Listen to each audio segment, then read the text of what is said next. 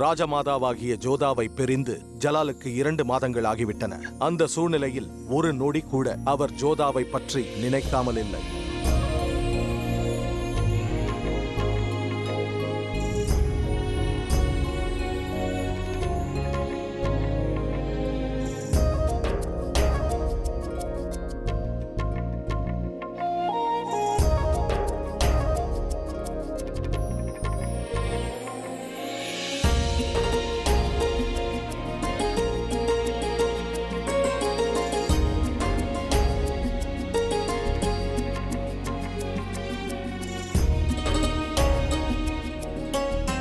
நீங்கள் என் அருகில் இருந்தால் நான் எவ்வளவு பிரச்சனைகளை வேண்டுமானாலும் தாங்கிக் கொள்வேன். ஆனால் நீங்கள் என் அருகில் இல்லை என்றால்... அவ்வாறு எப்பொழுதும் கூறாதீர்கள்.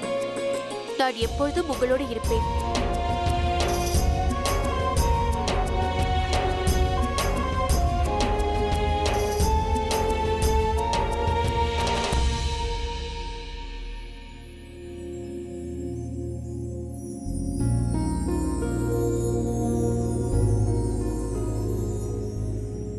பொதுவாக ஒரு ஷஹன்ஷா யுத்தத்திற்கு செல்லும் போது அவரது பேகம் அவருக்காக காத்திருப்பார்.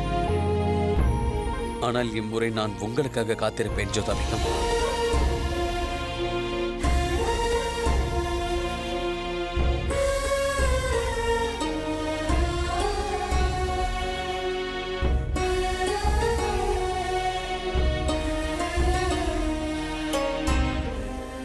ஷேர்ஷா என்ன நிலைமையில் இருக்கிறாரோ, கண்ணா எனக்கு சக்தி கொடு. ஷேர்ஷாவை பிரிந்திருக்க சக்தி கொடு.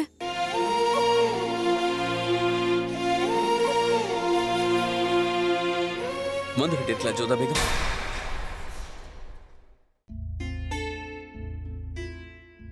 மன்னித்து விடு ருக்கையா, நான் உன்னை ஜோதா பேகம் என்று எனக்கு தெரியும் ஜலால். நீங்கள் ஜோதா பேகத்தின் நினைவாகவே இருக்கிறீர்கள். உண்மையை கூறவா, எனக்கு கூட தான் ஜோதா பேகம் இல்லாத குறை பெரிதாக இருக்கிறது. இந்த மாளிகையே வெறிச்சோடி காணப்படுகிறது அல்லவா? நீ சரியாக கூறினாய். அவர்கள் இல்லாதது எனக்கும் பிடிக்கவில்லை. ஆனால் எனக்கு மகிழ்ச்சி தான். அவர் ஒரு நல்ல காரியத்திற்காக சென்றிருக்கிறார். ராஜமாதாவின் கடமையை செய்ய சென்றிருக்கிறார். நிச்சயமாக அவர்கள் செய்யும் இந்த வேலைக்காக பரிசு கொடுக்க வேண்டும். அவருக்காக காத்துக் கொண்டிருங்கள். வாருங்கள் ஜலால், நான் தங்களை ஜோதா பேகத்திடம் அழைத்து செல்கிறேன். நானும் அவரை பார்க்க வேண்டும். அப்படியே நாமும் நம் மக்களுக்கு உதவி செய்யலாம். சற்று நிம்மதியாக இருக்கும்.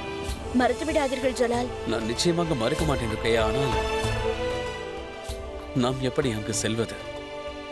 மக்களுக்கு என் முகத்தை பார்க்க கூட பிடிக்கவில்லை. அப்படி இருக்கும்போது நாம் அங்கு சென்றால் ஜோதா பேகத்திற்கு தான் பிரச்சனை வந்துவிடும்.